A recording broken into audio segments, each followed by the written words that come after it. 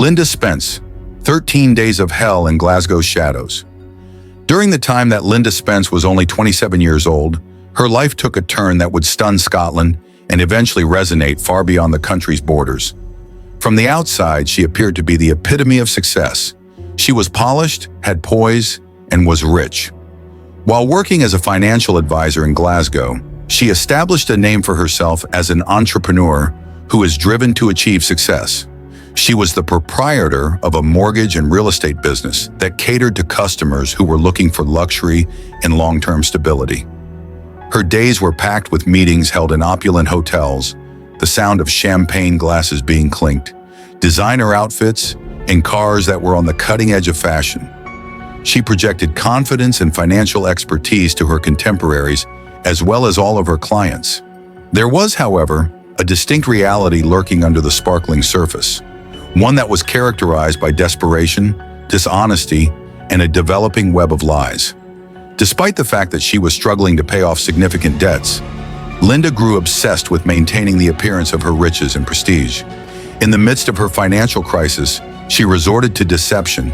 She hid herself from examination by adopting various aliases, falsifying legal and financial documents, and accepting substantial deposits from individuals who were hopeful regarding her investment opportunities. Her seeming prosperity was in reality an illusion that she had meticulously manufactured and built on a foundation of instability. Linda found herself traveling into increasingly perilous territory as a result of the pressure to continue living this lifestyle.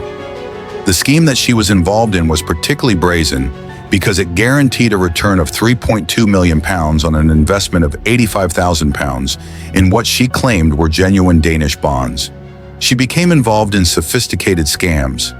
However, these bonds were fakes, and they were part of a scheme to avoid paying taxes by misrepresenting themselves as opportunities for international investment. In addition to naive investors, the plan attracted individuals who were connected to the criminal underground in Glasgow. These individuals were characters involved in the distribution of illegal drugs, the laundering of illicit funds, and organized crime. One of them was a man who went by the name of Sol Zage. He was an Albanian and had extensive connections to illegal activities.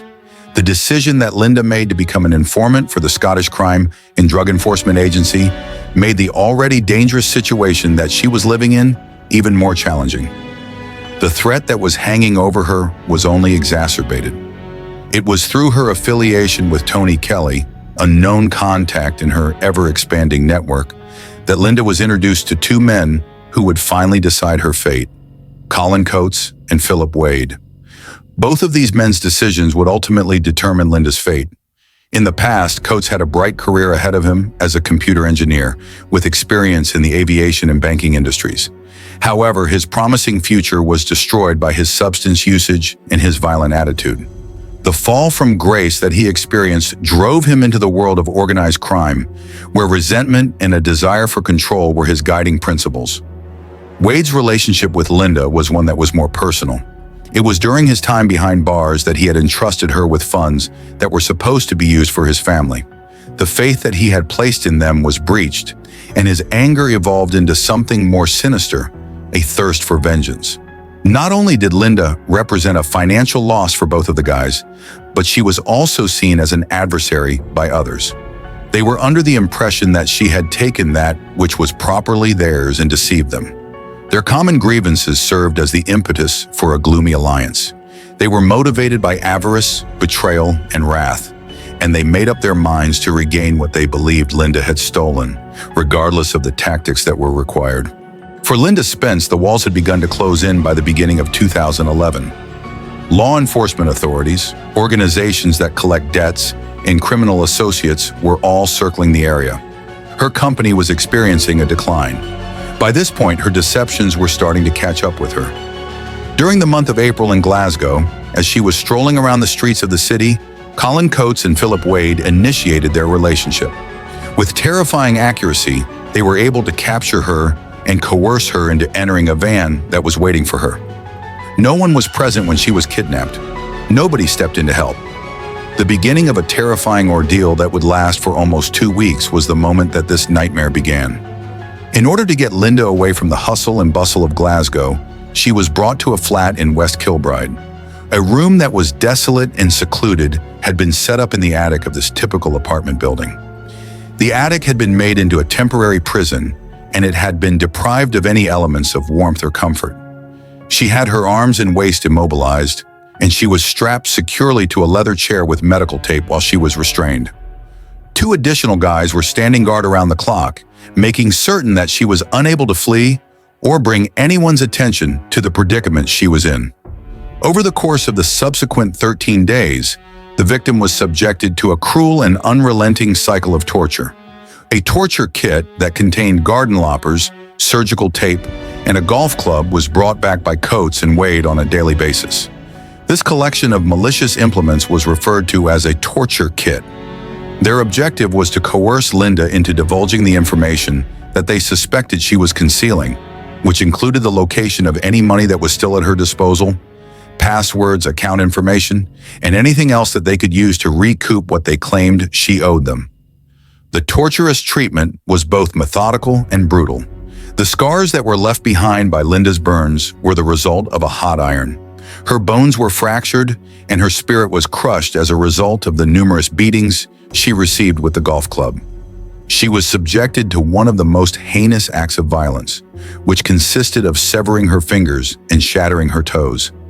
These were both horrific penalties that were designed to push her into speaking. Throughout the entire ordeal, she was confined to the chair and denied even the most fundamental aspects of human decency. Her body was damaged, and her willpower was slowly eroding as a result of the daily trauma she was experiencing.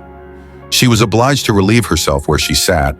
Coates altered her online appearance, which added to the psychological anguish she was already experiencing. He fabricated a story for her family by sending messages from her phone and email, claiming that she had chosen to go and was safe while she was still abroad. Because of these misleading messages, any potential warning was postponed, and Linda continued to suffer in isolation throughout the entire ordeal. In terms of her physical, mental, and digital well-being, her captors had complete authority. Following a period of 13 days, Coates and Wade eventually came to the conclusion that her silence could no longer be accepted. Over the course of the 28th of April in 2011, they committed the ultimate heinous deed. In further testimony, it was stated that Coates was the individual who carried out Linda's execution by allegedly severing her head. By disposing of her body with extreme caution, an effort was made to eradicate all traces of the criminal activity that had occurred. Despite the passage of time, the remains of Linda Spence have never been discovered. Following her disappearance, a frantic search was conducted. The 13th of May was the day when her parents, Patricia and Jim, reported Madeline missing. A comprehensive investigation was initiated by the police, which rapidly led to the discovery of concerning signals. An unfathomable act of cruelty was committed, according to the forensic evidence that was discovered in the flat in West Kilbride.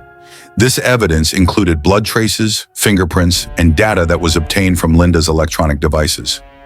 Over the course of her incarceration, 2 of the men who had served as guards eventually betrayed their comrades and collaborated with the authorities in exchange for reduced terms. The horrific circumstances of Linda's dying days were filled in when their testimony were presented. The matter was brought before the High Court of Glasgow in February of 2013. In the course of a trial that lasted for 46 days, the horrifying events that had transpired with Linda Spence were brought to light. It was impossible to ignore the evidence. After a trial, it was determined that Colin Coates and Philip Wade were responsible for her kidnapping, protracted torture, and murder. The judge handed down a sentence of life in prison with a minimum term of 33 years before even considering the possibility of parole for Coates. A sentence of at least 30 years was handed down to Wade. Despite the fact that their actions were found to be less central, other individuals who were involved in the crime were also given severe sentences. However, emotional closure remained elusive despite the fact that the trial brought about legal finality. Her family and the community have been left with severe scars as a result of the sheer savagery of Linda's final days. The complex deception that characterized her existence, and the fact that her body was never recovered. Legislators and advocates have asked for increased regulation in the financial industries, strengthened protections for individuals who are vulnerable, and increased measures to destroy criminal networks. The tragic passing of Linda served as a sobering reminder of how rapidly a life built on lies may descend into catastrophe. The legacy of Linda Spence continues to haunt people who remember the case even after more than a decade has passed since the trial. She is a cautionary story about the dangers of living a double life from the perspective of some people who see her as a symbol of ambition gone wrong. From the perspective of others, she is largely a victim, caught in a perilous world that she is unable to manage any longer. The story of her life continues to serve as a striking lesson on the high cost of greed, the fragility of built personalities, and the stark reality that danger can lurk behind even the most polished image. This is true regardless of the position from which one examines it. The story of Linda Spence is not only a tragic event, but it is also a warning to be vigilant, to look past appearances, to question the structures that allow financial dishonesty to grow, and to confront the horrific extremes that unfettered criminal desire can reach are all things that are prompted by this. When we think about her, we are reminded that even if justice was served, it cannot cancel out the suffering that was caused. In order to ensure that stories similar to hers are never repeated, it can only provide light on a way ahead. Thanks for watching. Don't forget to like and subscribe to our YouTube channel.